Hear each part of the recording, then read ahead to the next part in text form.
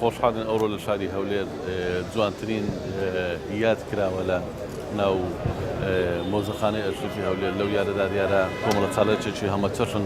ئەنجامدرا لە پێناو ئەوەی کە ئەو کەسایەتەی ڕابردووی جوانیان هەیە لە هاوڕێی عەزیز محەممەدەوە دەست پێ کرد کە یەکێکە لە ڕەمزی گوڵایەتی و ڕەمزی نیشتیمانیکە مۆزەخانەکە با بڵێن یادگاریەکانی بەشێک لە یادگاریەکانی تەمەنی ئەو لێرە نمایش کرا ئەوەی جگە لەوەش دکتۆر معروف خەزنەدار کە وەکو کەسایەتێکی ئەدیب کە باز لە معروف خەزنەدار دەکەین واتە ئەدیبی کورد هەروە باز لە ئەدیبی دەکەن کە مامۆستا دکتۆر معروف خەزنەدارە ئەوڕۆ هەمدیس پێکەی لەسەر لادرا هەروەها باز لە یادەوەری ئەو کرا جگە لەوە دکتۆر عەبدوڕەزاق یەکێک بوو لە دکتۆرە بەناوبانگەکانی شاری هەولێر کە ئەویش قوتابی بووە کاتی خۆی لە قوتابخانەیە ماوەیەک بە لێسا کۆچ دوایی کرد هەمدی زیادی ویشیان کردەوە جگە لەوەش کتێبێک بە چاپ بگەاندرا وەکو کتێبێکی ژووری مامۆستا سەرباز ئاماژ لێ پێکردووە لە کتێبەدا. ئێمە وەکو ئینستیتوتی کەلەپوری خۆشناوەتی ئەوڕۆ دووەم بەرهەمی چاپکراوی خۆمان بە هەماهەنگی لەگەڵ وەزارەتی پەروەردە لێرە مەراسیمی ناسانی کتێبەکان کرد. ئەو کتێبە باز لە کۆنگرە ناوخۆیەکانی مامۆسایانی کورد دەکرد لە شەقڵاوە بایەخی ئەم کتێبە لەوەدا هەرچەندە مێژوەکی زۆری بەسەدا تێپەڕەوە بەڵام توانیویەتی ئەو مێژوە زێڕینە لە دوێی ئەو کتێبە تۆمار بکە کە بەرهەمی بیری سەدا مامۆستا و دیان ئەدیب و توێژەر و نووسەری کوردە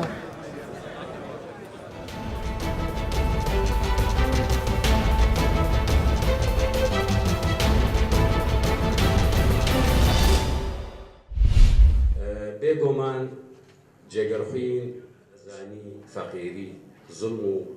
زۆرداری بەڕاستی ئارمانجاوی هەری ئەم بێ چالاکی ڕابوونە وەفاداریش بە خاتری سەیدای جێگەرخوین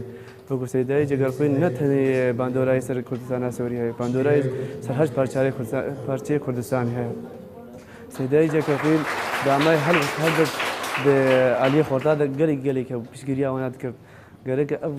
هەلبەستی وینە و شاری وینە و شێوری وینە حتا شێری وینە دلی هەر کردێ شەرێ بینێ کوردستانە خۆریدا ئەم هێویدارە وڵەتی کورد الحەمدلله کاری و کاری خۆ بەردەوام بکەی ئەبەدەن مناسبەت معنە بەربەستێک وی هەیە ئەی هەوا ڕۆبزۆن گرنگیا vê aynı jî ew e got nifşekê ew ê ew nedîtine piştî koça wana hatine jiyanê داگی مرو بگین گوی هوانا بیوان کسا چه خبات و چه کت کریج بو ملتی خوا. يجي عمل ده حضرة مخدا خد ليه. بيجي هر بيجي كرد بيجي هر بيجي كرد. ببرو خود کبریا مزنایی بیچه ببر.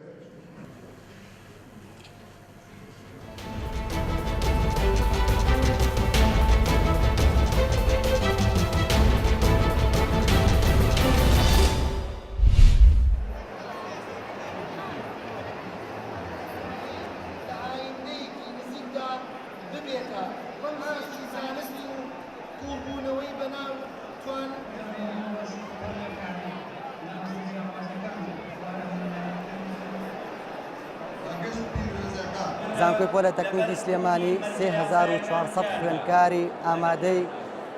هەلیکارە ئامادەی خزمەتە لە پای وەرگرتنی بڕوانامەکانە هەمووی حاضر و ئامادەیە کە بە بڕوانامەکەی بە بوارەکەی بە پسپۆڕەکەی خزمەتکە بۆ بنیادنانەوەی کوردستانێکی بەهێز زانکۆی پۆلی تەکنیکی سلێمانی لە جەنابی سەرۆکی زانکۆ سەرجەم ئەندامانی ئەنجومەنی زانکۆ دوای هیلاکێکی زۆر گەشتین بە بڕۆژە ئاواتەوە این هەموو کەسێک ئەم بڕۆژە ببینێ لەبەرەوەی ڕۆژێکی خۆشە و داوا کاریشین کە ئاوڕێ لە تەلەبەکان بنەوە بۆ لە مەوجووە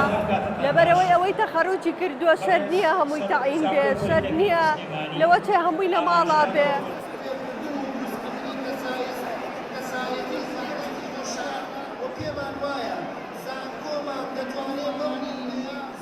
عزیز ئەمڕۆ زانکۆمان بە دروشمی بە خوێنی شەهیدان